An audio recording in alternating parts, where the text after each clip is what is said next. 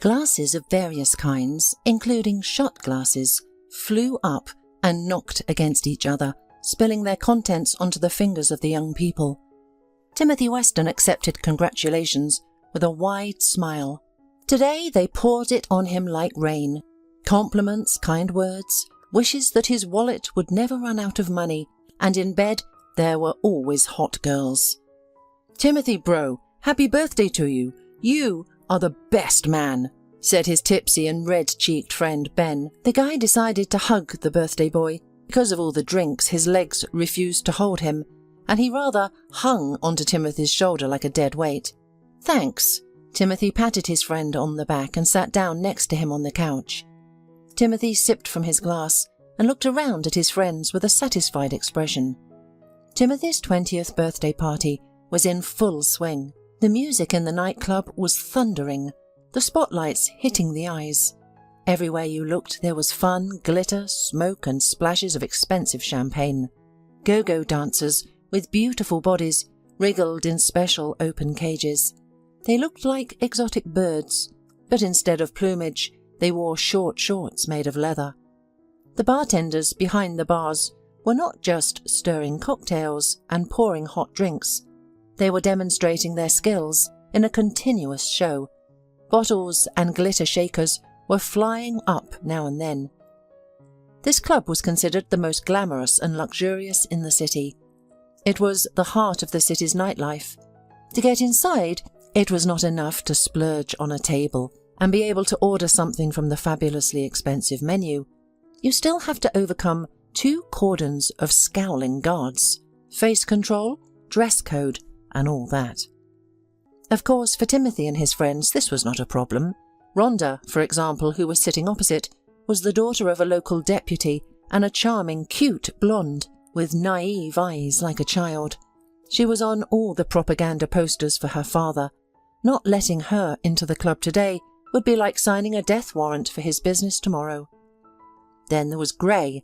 His parents were powerful entrepreneurs in the construction industry who probably built half the city and didn't disdain any methods to become local monopolists of their business. They even funded a couple of children's sports centres to look clean according to society. Gabe and Eunice were brother and sister. Their parents were too wealthy, and they had both been spoiled since childhood. Their father was the chairman of the board of directors of a banking group and just adored his offspring. All of them, sitting at the table, were chanting the name of the birthday boy and cheering carefree, while their bank accounts were full of the money thanks to the labour of their parents. As for Timothy, his father was the founder and CEO of the leading mining and metallurgical company in the country. Timothy attended a closed private school where he met Gabe and Eunice. He played soccer, badminton and horseback riding, and also tried his hand at diving and fencing. After graduation, he enrolled in the desired university. It should be given credit to Timothy, he studied diligently, digging through books with the enthusiasm of a scientist. Since childhood, his parents had provided him with everything he could wish for: the best toys, expensive gadgets, and clothes from well-known brands. On his coming of age, Timothy was given the keys to a luxury car, and on his 20th birthday, they bought their own apartment. It was a dream come true. But Timothy's life still had a significant difference from the carefree existence of his friends. Yes, now he was one of them. Young, rich, promising. He studied at the best university, constantly travelled abroad, had loving parents. He could throw a party whenever he wanted, but it wasn't always like that. He was not born into a wealthy family, but drew a lucky ticket to this life. He was like an ugly duckling who managed to become a beautiful white swan in his new family. He never told his friends about it. They wouldn't understand. Or worse, they would start putting themselves above him because of his background. Only his best friends, Gabe and Eunice, knew his secret and, most importantly, did not tell anyone. Who knows why Timothy confided in them? Maybe because they were brother and sister who always supported each other, protected and defended. And once upon a time, Timothy had a sister too. "And let's play spin the bottle," Rachel's voice interrupted the guy's thoughts. The girl was a dark-eyed, gorgeous brunette who took after her Arab father. She picked up one of the empty champagne bottles from the table and twirled it in her hands, looking at her friends defiantly. And then maybe hide and seek? Gabe snorted. Rachel, sunshine, we're not 10 years old anymore. If you want someone to kiss you, just ask. My lips are at your service. The guy winked at his friend under the laughter of other friends. Come on, let's play. Rachel pouted her lips, added demandingly, I want to play something funny. There's an idea. Let's play Truth or Dare, Rhonda suggested. Just do it, don't slack off, and choose interesting tasks. This time the number of those who wanted to play a fun game outweighed those who just wanted to relax. The rules of the game were simple. The player on whom the turn fell was given a choice: to truthfully answer the question he would be asked, or to perform some task. Earlier, friends could limit themselves to simple tasks like portraying an animal, dancing the dance, or singing a song loudly. But now the daring youth craved something spectacular and preferably humiliating. As a result, the questions that came out of the players were tricky, vulgar, and frank. And the tasks were even worse. Timothy, for example, already had to drink a disgusting cocktail. His friends mixed all kinds of drinks that were on the table in a glass. The wild mixture was incredibly heady. Rhonda managed to do a private lap dance for the impossibly happy Harry. And Ben would be forced to fulfill Torquil's whims as a servant until the end of the party and address him with the words, "My master." And so the lot of the game fell to Gabe. "Action!" fearlessly blurted out the guy. Timothy, who had a chance to mock his best friend, thought hard. He looked around the place, hoping to find a worthy assignment for him. Then his lips stretched into the satisfied, fed-up smile of a cat that had eaten a canary. Here it was, the task literally floating into their hands. To be more exact, the task was manoeuvring through the bodies of the guests, firmly grasping with skinny fingers the tray loaded with a new portion of drinks and snacks. The waitress who served their table turned out to be a beautiful girl. Of course, they don't hire ugly girls in such places. But this girl, whose name tag read Anna, was so pretty. She was petite with thin black hair gathered in a high ponytail and huge dark eyes. True, the colour in the lighting of the club could not be made out, but who cares? Timothy noticed at once how Gabe froze whenever this pretty girl approached their table. It was clear to him that his best friend had a crush on the pretty waitress, so he decided to help push him towards his goal. "Gabe, your turn is to charm our waitress," Timothy said before the girl could reach the table. "I want you to come back here with her phone number or her underwear." All the friends greeted the idea with approving oohs and laughter. Gabe hummed, but he didn't have a chance to respond to the challenge because the waitress came up to their table, immediately putting misted glasses in the centre. The young people stopped talking and laughed, looking at her. Sensing their attention, the girl looked around the guests in embarrassment. "Your drinks," she said, as if it wasn't clear. "Thank you," Torquil mumbled, glancing shyly at Gabe. "Would you like anything else?" the waitress asked, placing the last shot on the table. She straightened up, holding the tray firmly in her lowered hands. Then, with a quick movement, fixed a loose strand of pitch-black hair behind her ear. "Yes," Gabe stretched out the word, looking at the girl like a cat at sour cream. "I would like to know your phone number. Could you please give it to me?" The girls giggled, looking at the scene playing out before them. The guys grinned. Timothy leaned back on the couch, getting comfortable, as if in the front row of a movie theatre. "Sorry, there's no such thing on the menu." The girl smiled patiently, clearly used to this kind of communication with customers. "Is there a special menu for VIP guests?" "I'm ready to splurge big if you provide one," Gabe said, smiling charmingly. "Alas." The girl shrugged her shoulders and took a short step back. "If you don't need anything else, I'll come over later." Gabe jumped to his feet and ended up next to her. The guy unceremoniously grabbed the girl's arm, not letting her step back. She turned around in astonishment, staring at him. "Let go?" the girl demanded in an even tone.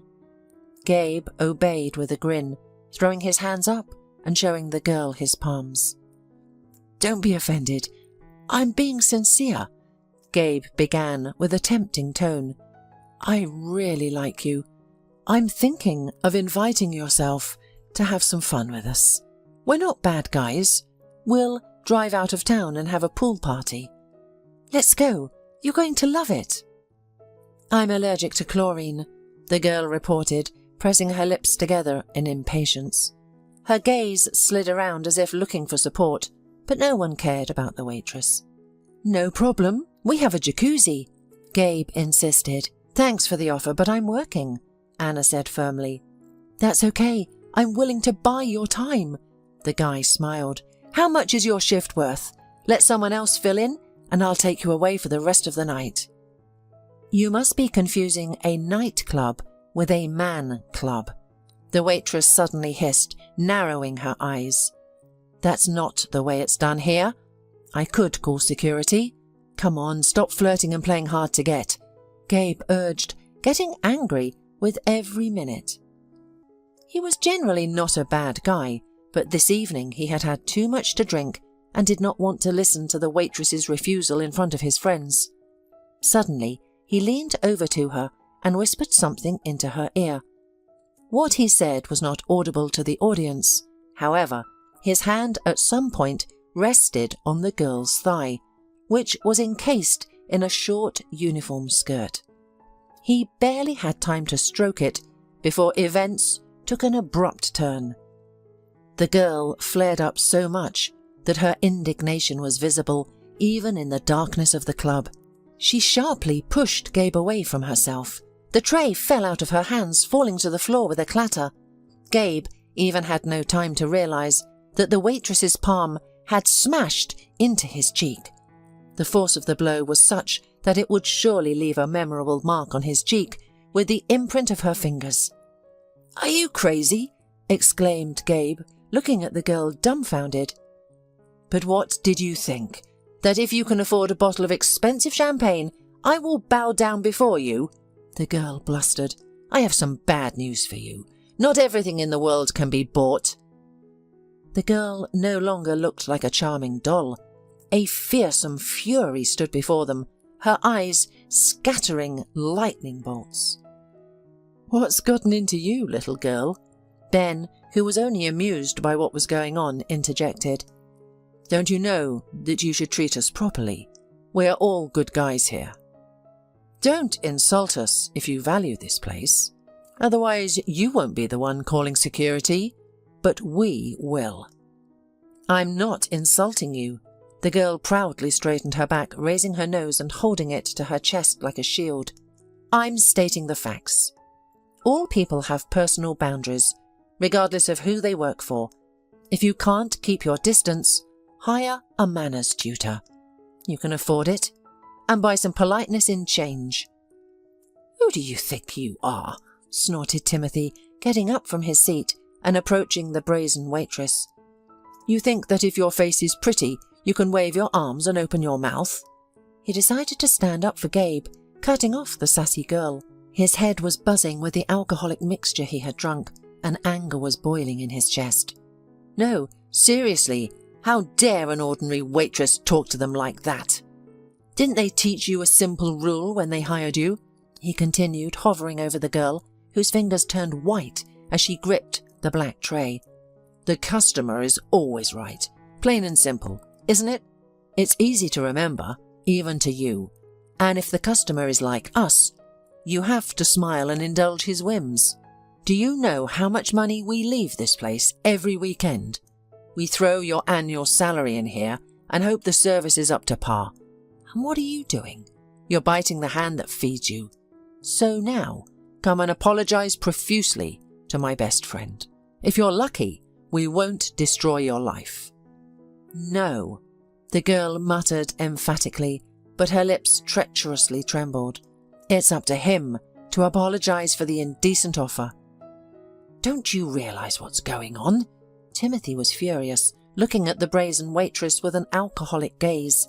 "It's my birthday, darling. As a good party host, I want my friends to be happy, and you're trying to ruin it.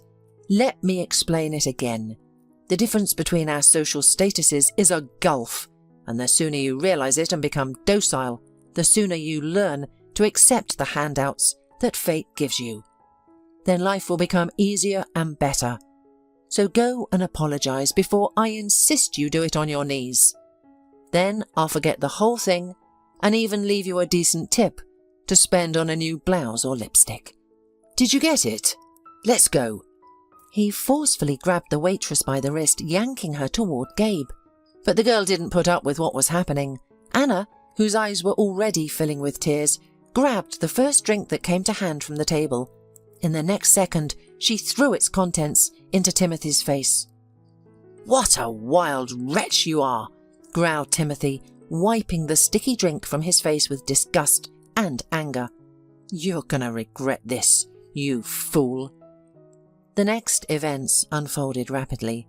The rich friends demanded, in an ultimatum, for the dismissal of the damsel, who didn't know how to communicate with customers. "She's new here," the nightclub administrator tried to mumble an apology. "She has only been working for a couple of weeks." "You mean she had been working? Because as of this second, she can get the hell out of here. Otherwise, you're gonna have a huge hole in your budget and big trouble. Timothy, you know me. If I see her face here next weekend, your place will be razed to the ground." The manager also joined the conflict. In the end, the young people's wish was granted. They were given apologies, but it was not a proud waitress, but the manager of the nightclub. It was not known how real Timothy's threats were, but no one wanted to check, and it was much easier to dismiss the new waitress than to make trouble for themselves every week. So the next morning, the poor waitress came to the office of the manager, which was located in the club. "It's your own fault, Anna."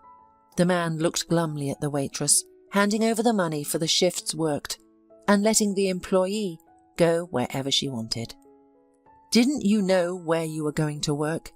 Yes, some customers look at club, bar or restaurant workers as sexual objects.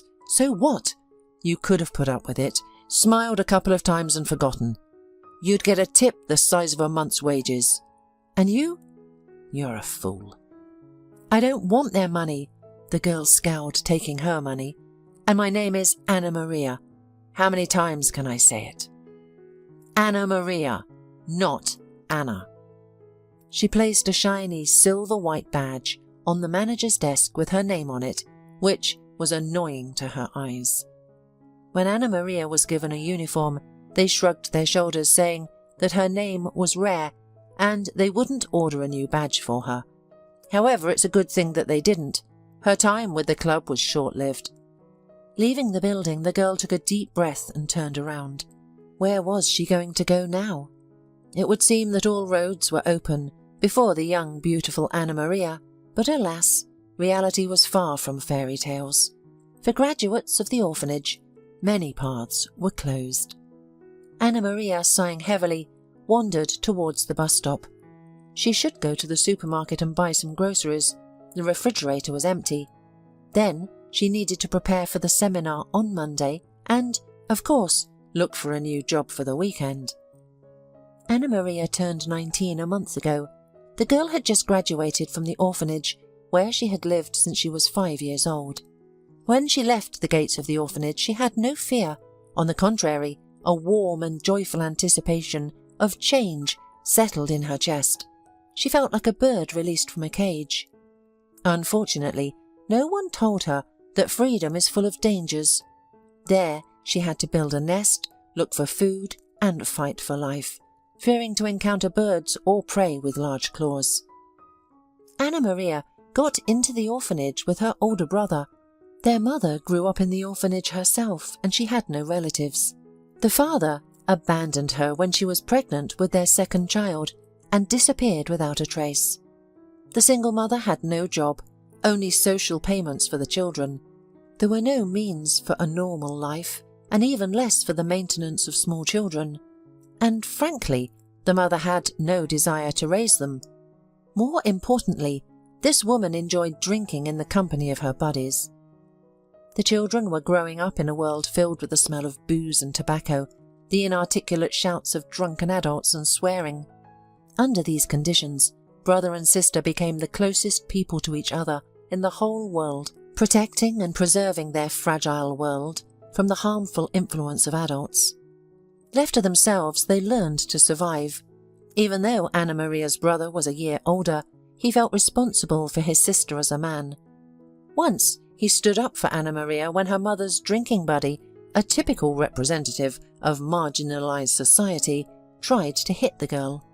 Anna Maria couldn't remember what caused the aggression of the strange man. Only the slap, which was intended for the little girl, whipped into the face of the older brother. The little, furious boy pounced on the offender. Of course, it didn't get him anywhere.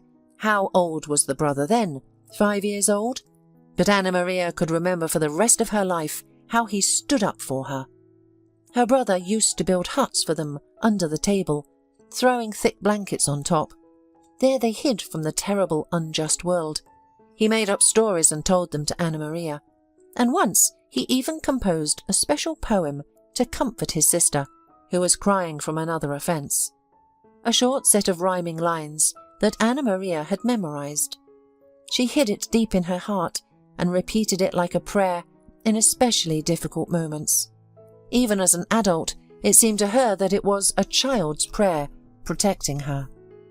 It is not known what would have happened to the children or how their fate would have turned out if the brother and sister had remained living in that apartment. But one day, strict people from the guardianship service came to their house. Maybe the neighbours complained, or maybe someone else gave the homeless alms.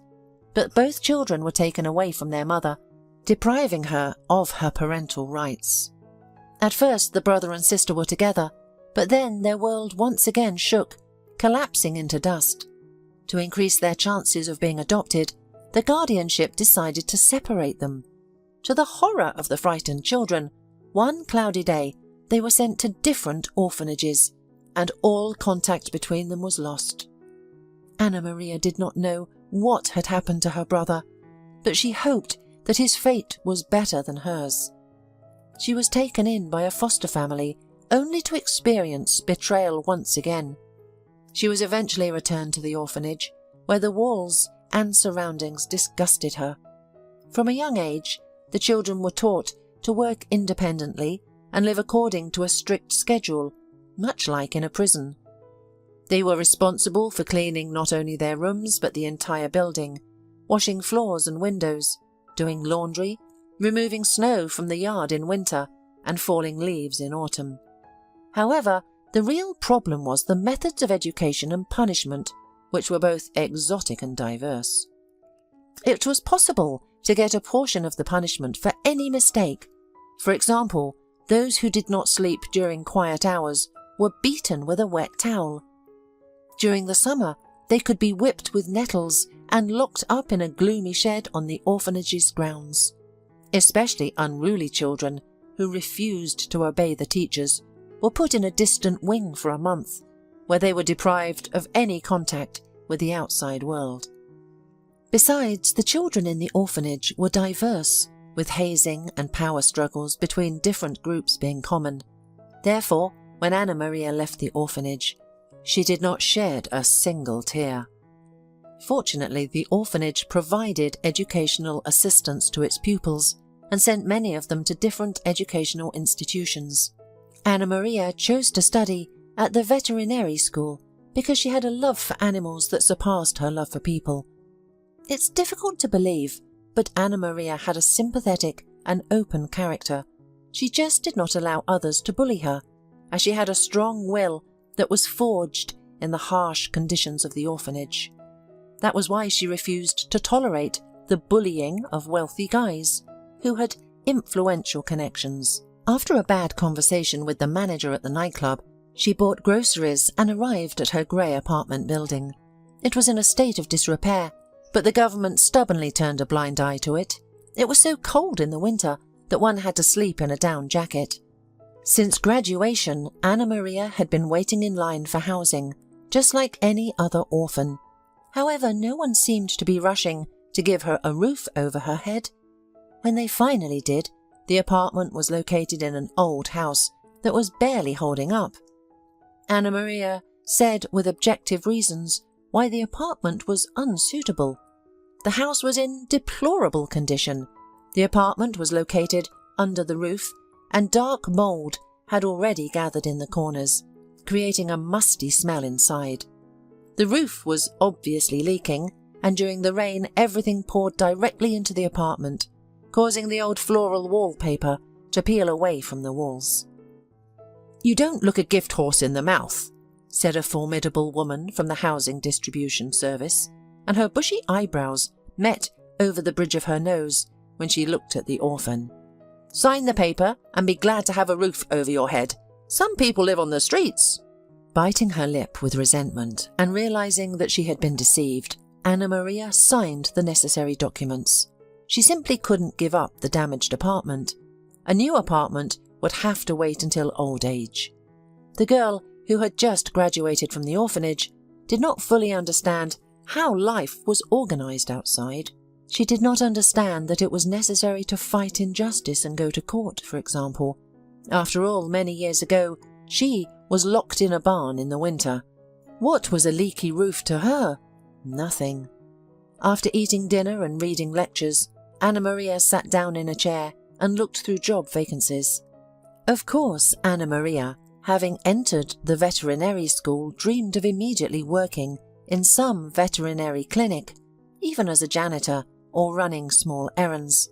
However, the girl constantly faced rejection. She often encountered slanted views and stereotypes. Usually, employers who learned about her past immediately refused to hire her, promising to call back with an artificial smile. But Anna Maria's phone remained silent. The same situation occurred in a clothing store. Was it such a big problem for a lively and quick girl to hang a dress on hangers and take it places? But the manager cancelled Anna Maria's candidacy without explanation. It was also the same in the beauty salon, where the job required answering the phone and smiling from the reception desk. It was also the same in the children's playroom. Anna Maria could see in her employers' eyes what they were thinking as they turned her down. Everyone thought that orphans had a crippled psyche, that they were conflict-prone, stole, cheated and bought nothing but problems and no profit. It was as if the girl had not been brought up in an orphanage, but had done time in a maximum security prison. Getting into the elite club was a stroke of luck. The pay was great and the tips the guests left were even better. The only reason she was hired was that she arrived on time. That night the club was packed with guests. Some popular DJ had arrived. Having looked at the beautiful girl with a picky eye, she was not asked for details of her biography. Anna Maria was given a uniform and told to help other waiters. 10 sweats descended from the girl that night, but she was assigned a place and even paid cash immediately. It was a real victory, and now everything was ruined. Of course, Anna Maria regretted that she had missed such a chance. She should have apologized to those assholes, because now she would have to eat potatoes all day because she would run out of money soon. The phone in Anna Maria's hands suddenly came to life, startling the girl. She looked at the screen. The name of her classmate and only friend, Molly, popped up. "Hi, Molly," she said to her friend. "Hello, dear," chirped Molly on the other end. "Are you busy today?" "I'm free, and I'll be free for a long time yet." Anna Maria sighed sadly. "I'm unemployed again." The girl shared her bad news with her friend in a nutshell. Molly replied thoughtfully. "But I guess now you can say that you have experience working at one of the most prestigious places in the city, right?" "What are you getting at?" Anna Maria asked, picking at a hole in the old chair with her finger. "My acquaintance works as an administrator in a restaurant," Molly informed her. "He offered me a position as a weekend waitress, but I turned it down. Maybe we should offer your candidacy. The shifts are short, you only have to work Saturday and Sunday. They're busy days, so more staff is needed. It's a nice place. where all the bigwigs of the city gather. Oh, my favourite audience. Anna Maria stretched sarcastically, but then thought that she should give it a try. The friends didn't put the matter on hold for long. The same day, Molly introduced Anna Maria to the administrator, Hank. She advertised Anna Maria's experience the way an experienced salesman tries to sell someone a vacuum cleaner. She worked in the best nightclub in the city, she convinced the doubtful acquaintance. However, Molly remained silent about the fact that Anna Maria only worked there for less than a month. She can handle your customers. In the end, poor Hank was worn down under Molly's pressure, and Anna Maria was told to come the following Saturday, but as an intern for now. Our internships are paid, Hank hastened to please the girl, and we provide meals. After 2 weeks, diligent and hard-working Anna Maria was made a full-fledged waiter. She liked the work, the team was great, and everyone helped each other. She could easily combine her 2 working days with her studies, and the tips here were just as good as in the nightclub. Anna Maria had already decided that her stars had finally aligned, but fate had other plans for her. Timothy held back a yawn, hiding it behind a polite smile. Professionally, he had learned to feign interest in his interlocutors, especially his father's colleagues and partners, on whom a successful deal depended. And right now, they were having a friendly dinner in the company of unusually nerdy investors. Timothy was a good son, but he decided not to follow in his father's footsteps and chose the profession of a surgeon. Suddenly, his phone rang. The ringtone sounded like angelic singing to the guy, so it saved him from the protracted conversation, at least for a while. "Oh, sorry," he apologized, getting up from his seat and making a disappointed face. "Important call." He stepped away from the table where his father and his partner, with his son, were sitting and took the call. "Hello." The man stretched out his greeting, smiling widely. "Hello, Timothy, how's it going?" Gabe answered him. "Not very funny," Timothy responded. "Dad made me come to a dinner with his partner, so you just gave me a break from the economics lecture." "You'll owe me one," his friend caught on to his advantage. "By the way, we're going to the club tonight. Want to come?" Timothy made his way to the bar and sat down on a high wooden stool. He signalled to the waiter, asking for a clear gin on the rocks. Without a drink, he couldn't tolerate this dinner. "I guess," Timothy replied uncertainly. He was still annoyed by the nightclub, where he'd gotten into a scuffle with an insolent waitress. There was something about her that irritated him too much, but he couldn't figure out what. He couldn't forget the girl's arrogant face with strobe lights running across it, and he seemed to be alone in his indignation.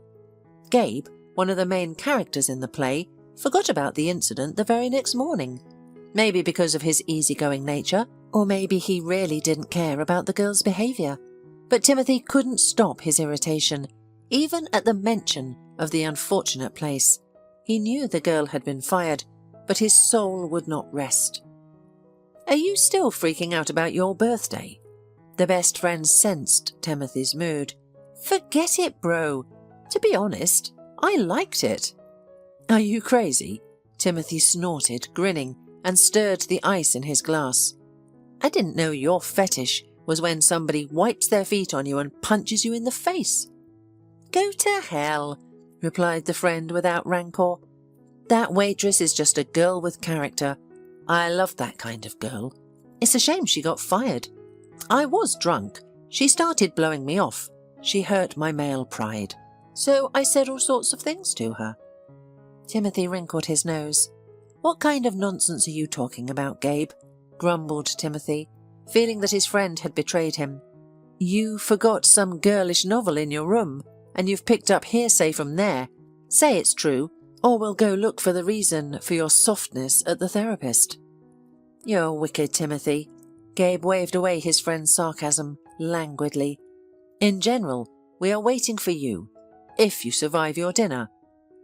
The guy dropped the call, putting the phone down on the bar countertop. He looked longingly at the remaining drinks in his glass, realizing that a couple more sips and he'd have to go back to his father and his guests. Suddenly, a woman's voice caught his attention and made him turn his head to the left. There was a waitress taking drinks from the bar, lining up cups, a small teapot and a French press on a tray. A smile never left her face. The girl was chirping and flirting with the bartender. Suddenly, Timothy recognized her and froze in shock, because it was the same waitress from the club. "Thank you," sang out the girl, having coped with the ordered drinks, and she left the bar. Timothy sat frozen like that, like a statue, staring at the girl's back while burning with curiosity. What's her name? Anna, I think. Well, Timothy grinned to himself. The evening doesn't promise to be boring anymore. Timothy's spirits perked up. What was it if not fate? The high powers were out for revenge. After all, the very Providence had brought them both to the walls of this place, and he had no intention of missing out. He paid for his unfinished drink and headed towards the main hall. There he leaned against one of the columns, standing in its shadow like a predator. All the tables were occupied. Waiters, like industrious bees in black bearded uniforms, were scurrying from table to table. They took away dirty dishes, discreetly took used napkins from the table, put new dishes and drinks in front of the guests. Anna Maria was standing next to one of the tables, smiling at the guests, either listening to their wishes or swooning from compliments. From Timothy's place, it was impossible to hear what three guys and a young waitress were talking about. However, the girl blushed and at one point laughed merrily. "Look at her," Timothy remarked irritably. "Now she's not fighting." Noticing that the girl finally stopped chatting with the guys and walked briskly towards the small corridor for the staff, Timothy shadowed her. A plan had not yet matured in his mind. What exactly he would do when he caught her eye? Something made him think that even a simple reminder of himself would be enough. "Do you think you could run away and find a place in the sun?" "No, baby. There's no burrow where I can't get you. You humiliated me once, so reap the rewards for the rest of your life." But no sooner had he rounded the corner than he heard a child crying. Convulsive sobs filled with pain and resentment. And right after that, there was the waitress's voice, which now sounded incredibly soft and caring. "Come on, there's no need to cry," she begged the child. Timothy cautiously peered out into the corridor. It was darker there than in the main hall, but the guy saw the girl was kneeling in front of the boy. He looked to be about 5 or 6 years old. "It hurts," the boy reported, smearing tears and snot all over his face. Timothy noticed that the kid had a gash on his knee. He must have run away from his parents, who were eating at a restaurant, and fallen. Anna Maria quickly took out a fresh napkin from her pocket, carefully wiping the kid's face. "It'll go away soon. And you know what? Let me tell you a magic poem. It takes away pain and fear." "Is it sure it will help?" The child hesitated. "Well," said the waitress mysteriously, "it may not work right away, but if you're a brave boy and stop crying, it will work faster. Magic loves the brave." "I'll try," the boy promised, sobbing through a reddened nose. "And how do you know the magic verse?" The girl hesitated for a moment as if confused. Then a gentle smile lit up her face. "It was told to me by a brave and little knight. Even though he was just a boy, he always protected those who were in trouble. And this poem will surely help you."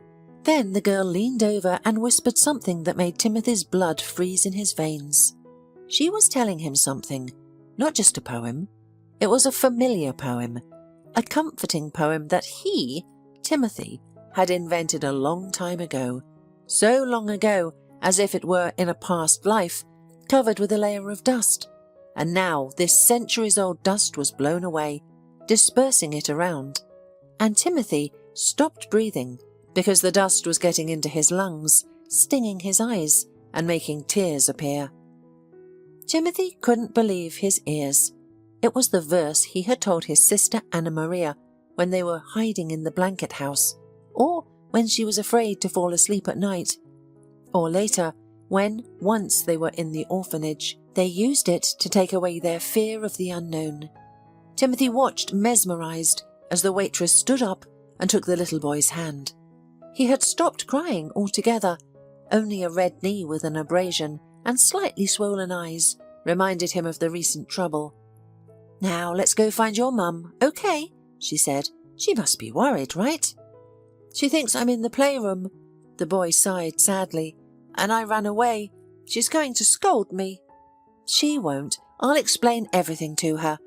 The waitress hastened to calm the anxiety of the little boy, and then she looked up. Their gazes with Timothy crossed.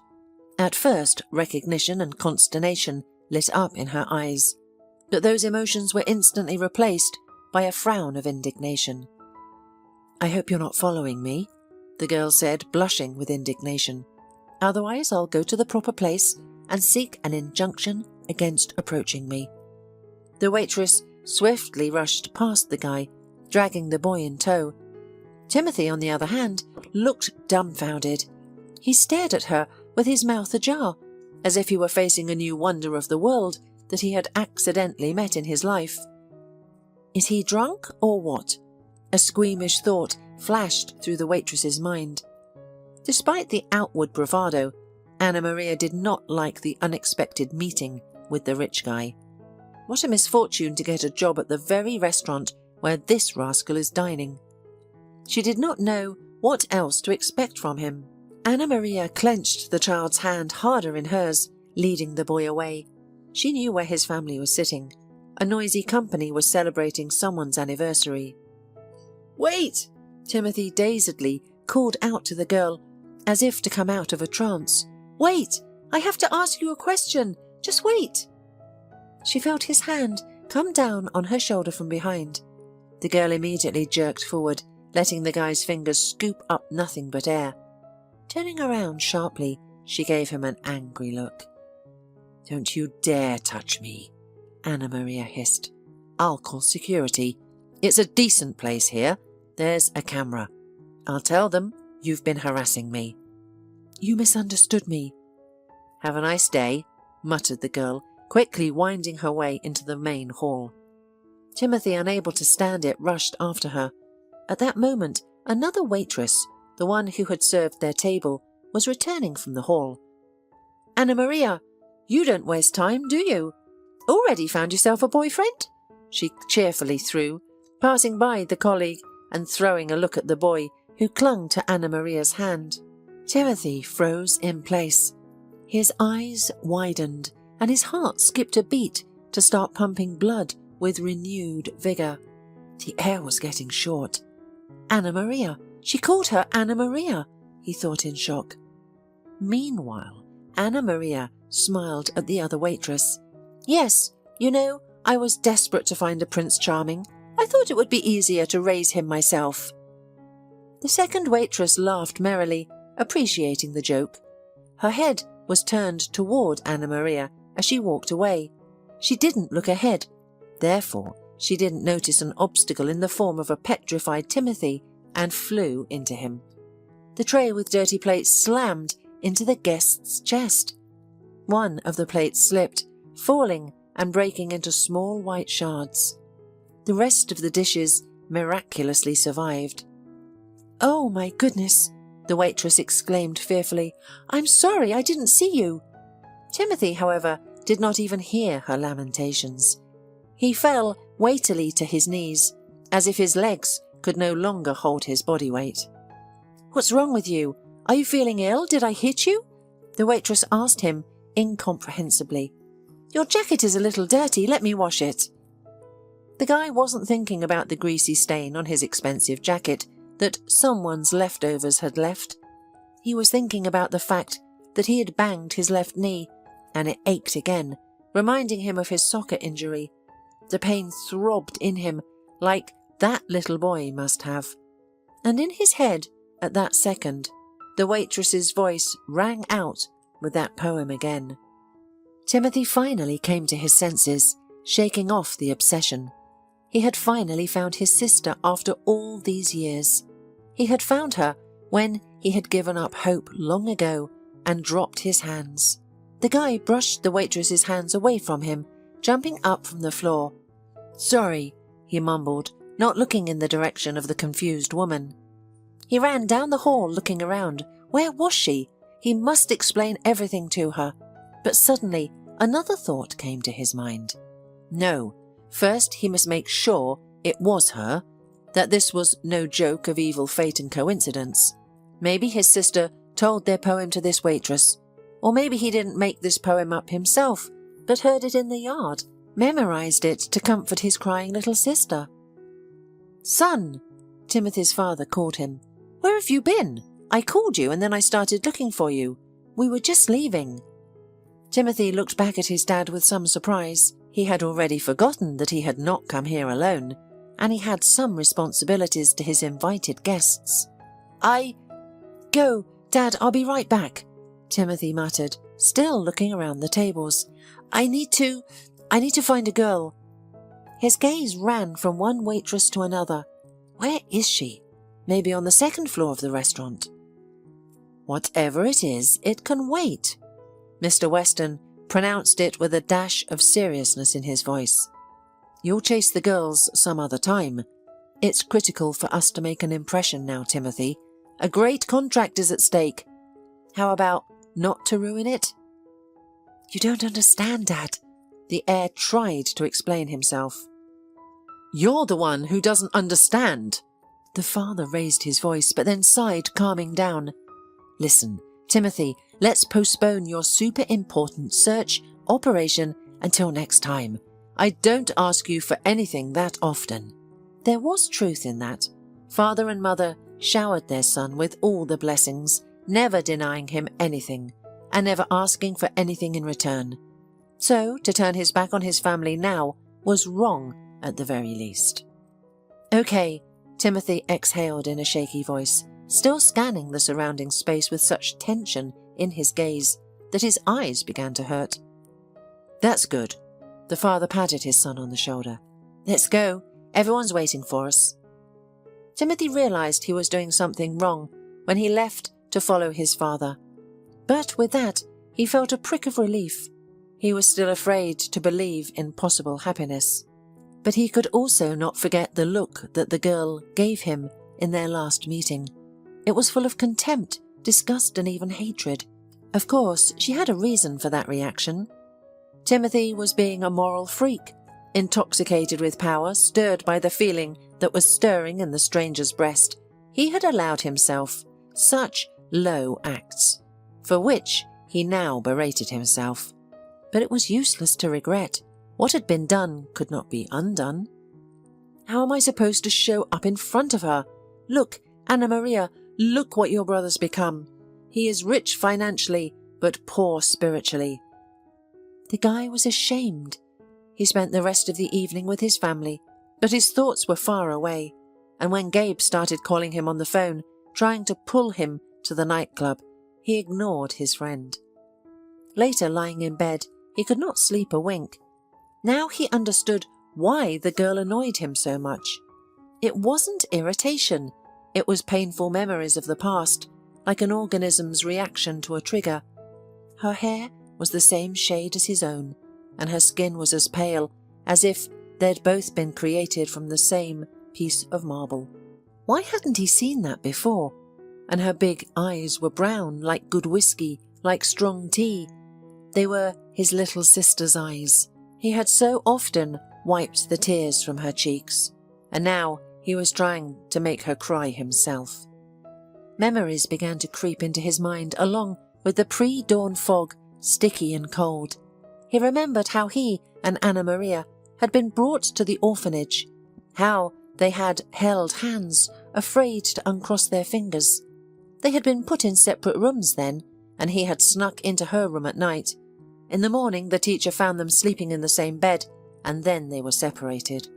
He was taken to another orphanage, and Anna Maria, he didn't know what happened to her. The man who accompanied Timothy said his sister would be adopted soon. Maybe he lied to comfort him. Maybe he was telling the truth. Timothy didn't stay long in the orphanage as well. Fate had brought him together with the Mr. Weston and his wife. They visited the orphanage and brought some goodies and gifts for the little ones as charity on the same day when Timothy had just arrived there. The Westons had no children of their own, so they tried to give a piece of their care to those who needed it. The headmistress brought the Westons to her office, and the newcomer was led there as well. When the spouses saw the boy, something inside them trembled. They had previously discussed the idea of taking an orphan from the orphanage, but it did not go further than talk. And here Timothy was, pale, sad and beautiful, like a porcelain doll. Mrs. Weston's heart shrank. Later she said that it was maternal feelings that made her wake up when she saw the blue eyes of a dark-haired boy. Soon Timothy was living in a luxurious mansion, which was located outside the city, surrounded by fruit trees and rose bushes. Later, he tried to look for his sister. Of course he was too young, but a plan matured in his mind. He decided that if he would be a good son for his parents, become obedient, sweet and loved, they would fulfill his precious wish, find his sister and take her to their house, especially since there were so many rooms. So, a year later, when his parents asked their son what he wanted for his birthday, he spoke for the first time about Anna Maria.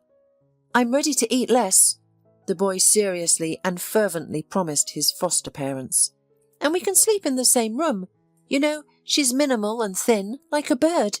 She won't take up much space. And she has a very funny laugh. If you tickle her, she grunts like a piglet. You will definitely like her." The Westons were so touched by the child's words that they promised to help him. The spouses, indeed, turned to the appropriate authorities. Only the girl had already been adopted. So, if she already has a family, should they interfere in the child's life? But Timothy couldn't calm down. At the age of 16, he came to the Department of Guardianship and Custody. He was told nothing about Anna Maria's fate. Then, in an emotional outburst, he had a big fight with a woman from the guardianship service. He even broke something in her office. Lucky for him, she didn't call the police. "You had no right to separate us," shouted Timothy at the time. "This is inhuman and surely illegal." The woman then poured tea for the boy, sat him in an armchair and tried to explain why the children were being separated. "First, one child has a much better chance of finding a new family than two," she said to Timothy in a soft tone. "As practice shows, children who stay close to each other cannot adapt to a new life or accept a new family. They cling to each other, fixate on themselves. This does not end well. Recently, a woman took in a brother and sister. Their adaptation was very difficult. The children turned each other against the new mum. At the same time, when one child stayed at home and the second child went away, for example, to the hospital or camp, there was peace and quiet in the family. But when they met again, the problems began. Screaming, fights and tantrums. Do you know how it ended? They both went back to the orphanage. She couldn't handle it, and I can't blame her for that." Timothy listened to the woman, not knowing what to say. It seemed to him that none of this was about him and Anna Maria. They wouldn't fight in their new family, no. But the woman continued, "You're in a new family now, a beautiful one at that. Surely your sister has acquired parents too. Would you really be willing to ruin it all? If the two of you had stayed together, who knows if you would have gained families or stayed that way?" Timothy's chest tightened. During this time, he had genuinely grown to love his parents.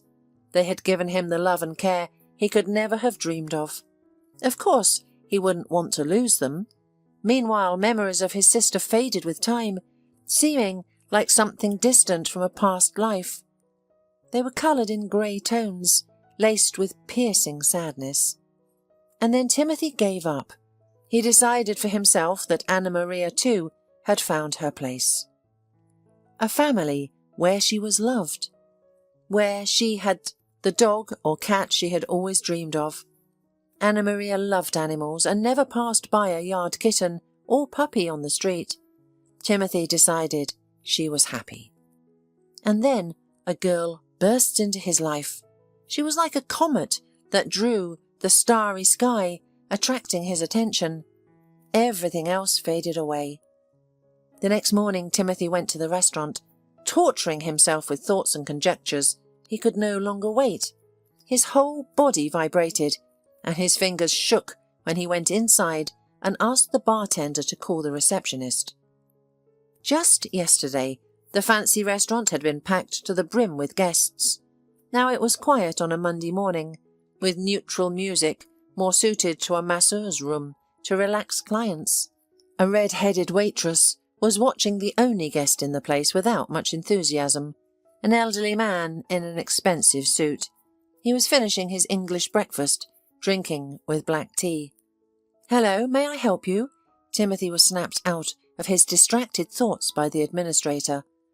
"I'm looking for Anna Maria," said the young man, tapping his fingers nervously on the counter. "She only works weekends," the woman informed, eyeing the young and handsome man with interest. "On weekdays she studies." "Maybe you can give me her phone number?" Timothy tried a charming smile, but he feared that the smile came out more anxious than friendly. "I'm uncertain if I can," the woman said, averting her eyes. "We can't give out personal information about employees." "Where does she study, at least?" "I don't know," the blonde girl shrugged. "Anna Maria, the new girl?" The bartender suddenly joined the conversation, wiping a glass with a clean towel. "She's studying to be a veterinarian, except where I have no idea." Well, that was something. All that was left was to go around to all the veterinary schools in the city, Timothy thought sarcastically. However, he nodded to the bartender with gratitude and turned back to the blonde, making another attempt to play on her pity. "It's important for me to meet her. Literally, it's a matter of life and death," insisted the guy, looking at the girl pleadingly. She bit her lip and averted her gaze, but Timothy felt a glimmer of hope that she was about to break under his onslaught. "Let's do it this way. I'll call and tell her that you're looking for her," she suggested at last. "She can come here if she's free, or she'll let me leave her phone number, or I'll just put you on the phone, okay?" "Okay," Timothy nodded, feeling excitement dry out his throat, and turned to the bartender. "Can I get a glass of water?" The administrator pulled out her cell phone and immediately dialed the right number. "What should I say to her?" she asked, raising her beautiful eyebrows. "Who's looking for her?" "Tell her that her brother Timothy is looking for her," he replied, hesitating for a moment. The administrator's eyes rounded. She decided that she was dealing with an obsessive fan or, in the extreme case, one of the visitors. But she definitely wouldn't refuse to help if she knew he was a brother. But she had no time to voice her thoughts. At the other end there was, "Hello?" followed by a yawn. "Anna Maria, hello. It's Nellie. Did I wake you up? I'm sorry. It's just that there's a young man in the restaurant right now and he's looking for you. He says he's your brother, Timothy." "Huh? What? Yes, of course." The girl handed the receiver to Timothy, who had frozen in front of her. He still couldn't take a sip of water from the glass placed in front of him, and now the words were coursing down his throat like thorn branches. "Yes, hello, Anna Maria," he said, feeling the improbability of what was happening, as if he were a movie character in a ridiculous set. There was silence on the other end. The guy even took the receiver away from his ear to see if the girl had dropped the call, but the seconds were ticking away. "Timothy?" Finally a woman's voice sounded, broken and unsure. "Anna Maria, I'm at the restaurant," the guy began, still feeling the improbability of what was happening. "I'm coming right now. You just wait. You wait, Timothy, I'll come," blurted out the girl, interrupting him. Timothy didn't have time to answer anything, as the conversation was interrupted. Instead of the girl's voice, there were short beeps. He returned the phone to the administrator, mumbling words of gratitude. She looked at the guy, with even more interest than before. The girl returned to her workplace, but she kept glancing at the guy now and then. Timothy finally drained a glass of cool water. He didn't eat breakfast, but the thought of food caused not appetite, but unpleasant feelings of nausea. He probably couldn't even eat a bite in this situation. Seconds turned into minutes. They stretched like sweet bubble gum, stretching to infinity. Finally, Anna Maria appeared in the restaurant. Barely had their eyes met as the colour fell from her face. Anna Maria's brown eyes filled with tears. "If this is a joke," she whispered as she looked at Timothy's face, "it's too cruel even for you." Timothy took a deep breath, as if he intended to leap from the cliff into the icy and dark water of the ocean. Only then did he say resolutely, "Anna Maria, I swear to you, it's me, Timothy." She shook her head as if the guy's words had turned into small bees with sharp stings. The girl hurried to chase them away before they touched her. "Anna Maria." Timothy took a step towards the girl, holding out his hand. "I'll tell you everything." She looked up into his face again, frowning her eyebrows tensely. Her eyes searched his face for familiar features.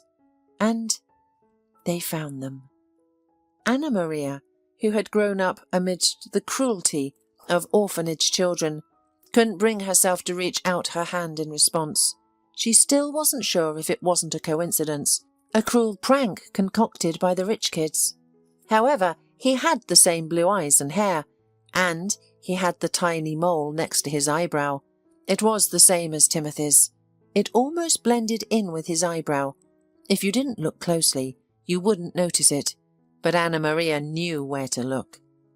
"It can't be," the girl whispered, putting her palms to her trembling lips. "Anna Maria," gently and pleadingly, the guy called out, and then suddenly whispered the familiar lines from the poem. It was too much for Anna Maria. The next second, with a desperate sob, she threw herself into her brother's arms. She squeezed herself in his strong arms, small and fragile, as if she had turned into a little girl of 3 years old again. The little girl whose older brother had tried to braid her pigtail ineptly. The little girl with whom they had shared one piece of bread in half. The girl sobbed on her brother's chest, and her shoulders shook with sobs. She expected him to laugh at such a naive fool, but there was no laughter. Instead she heard, "I've been looking for you for so long, Anna Maria. I swear, I've been looking for you. I'm sorry I could never find you, my little sister. But you found me in the end," she muttered, unable to utter more. "Fate itself brought us together," Timothy replied. "I apologize for being such a cruel moron to you." But Anna Maria was ready to forgive him everything as long as he stayed near. Later, they were sitting on a bench in the park near the restaurant because they both needed fresh air. They were silent for a long time. Then they started talking loudly and quickly, interrupting each other. They laughed, wiping away tears of happiness, then began to sob with relief. People passing by looked at them with suspicion and quickened their steps, taking their eyes away from the strange couple. But Timothy and Anna Maria didn't care what people thought of them. For them, the world around had been erased, and only their own faces remained. "My parents have been looking for you, Anna Maria, I swear," Timothy said, "but they were told you were already in a new family." The girl nodded sadly. "That's the way it was. I was taken into foster care almost as soon as I was transferred to a new orphanage. Later, they brought me back. That orphanage was gone, so they sent me to the new one. It was worse." "You mean you were returned?" Timothy frowned sternly, looking at his little sister, who had to endure the betrayal of adults so often. Anna Maria looked at the pigeons that began to gather around them. Out of habit, the birds were hoping that those sitting on the bench would have some bread or a handful of seeds to share. "It was a fairly mature and well-to-do family," she began to recall. "They didn't have children, but it didn't work out for them. Something with their health, probably. Later I realised that with my help, they just wanted to keep their marriage alive. If they had had a child together, their love would rise from the ruins. Everything was wonderful at first. I was just caught up in a fairy tale. They toyed with me like an expensive toy, competing for my favour. They gave me presents, dressed me up in an uncomfortable dress with ruffles and bows. I never said I didn't like the outfits, so as not to offend them. I almost choked once, I swear. They put a high-collar dress on me with 1,000,000 buttons in the back. It squeezed my throat so tight I turned blue. The girl jumped with laughter, remembering this fact of her biography. Timothy, on the other hand, grew more and more gloomy. His sister's words did not seem funny to him. They reeked of longing and resentment. But every day the atmosphere in the family was getting worse and worse, Anna Maria continued after a short pause. The foster parents were constantly quarrelling. They would yell at each other for long periods of time in the next room, simply forgetting that I existed. Sometimes they even forgot that I needed to eat. And then they got divorced. Neither of them wanted the responsibility of an adopted daughter alone. After much arguing, they gave me back. Timothy swallowed. He stared at his sister's profile, not understanding. How could she have been abandoned? How on earth could adults decide to care for a child and then throw her away like a defective item that wasn't useful? Then I went to a new orphanage. The girl began to make invisible patterns on the wooden surface of the bench with her finger. When another family wanted to see me, I threw a tantrum. I was angry that they looked at me like a thing, like a dog that they wanted to take me into the family, but then they could throw me out on the street. So I stayed there until graduation. And then some arrogant jerk got in a fight with me at a nightclub. The girl raised her head and looked up into her brother's face. On her face, in the cut of accusatory words, shone a smile, filled to the brim with happiness. Timothy did not know what to say to his sister. Instead of words, he hugged her skinny shoulders tightly again. "Everything will be different now, Anna Maria. I'll definitely take care of you," he promised the girl fervently. It had been 3 years since Timothy and Anna Maria had met. Timothy stood in the cafe watching Strictly as Gabe and Torquil hung a bright garland with the inscription, "Congratulations." "It's sagging," Timothy remarked. "You should raise it higher." "Oh, come on," Torquil exclaimed, looking at his picky friend. "She won't even notice your garland." "Why is that?" took offence at the party organiser. "Because I'll be here. I'm the most handsome man here. Anna Maria won't look anywhere else. Only at me." Torquil winked and earned several dissatisfied looks at once. First from Timothy, who jealously watched his sister's entourage. This was especially true of the suitors that were flocking around the Anna Maria. Secondly from Eunice, who had become the best friend for Anna Maria. And thirdly from Gabe. He had been dating Anna Maria for a year, but they hadn't told Timothy about their relationship yet. Gabe didn't like to keep such information from his best friend, but he liked the idea of receiving a blow from him even less. Young people did not immediately move to a new level of relationships. Although Gabe, from the very beginning, felt sympathy for the beautiful girl, he began their acquaintances with apologies. Timothy's parents welcomed Anna Maria into their family with such cordiality, as if they had once lost their own daughter. Mrs. Weston began to devote almost all her spare time to Anna Maria, surrounding her with maternal care, and the girl felt like a part of the family. As for Timothy, he had been truly happy recently. It was as if a missing puzzle piece had been inserted into his heart. And today he decided to arrange a surprise party for Anna Maria in honour of her graduation from the veterinarian school. Now Anna Maria could use her real gift to treat lame dogs and parrots with colds. Mr. Weston had already arranged for her to work at a great veterinary clinic. Timothy rented a small cosy cafe, called Close Friends, and used his comrades as free labour to give the place a festive atmosphere. Timothy's fiancée, Holly, stood guard, peering into the road to see if Anna Maria's figure was walking there. "She's coming!" shrieked the girl suddenly, running into the hall. Excitedly whispering, the young people left balloons and posters, throwing themselves in a scattering. Some hid under the table, while others hid behind the column. They left behind only an empty hall. Anna Maria arrived with her close friend Molly, who also graduated from the veterinary school. They froze at the entrance, looking around in amazement. The cafe was absolutely empty and quiet, as if even the staff had evaporated. "And where is everyone?" Molly asked aloud. A lonely yellow ball rolled past the girls like a tumbleweed across the desert.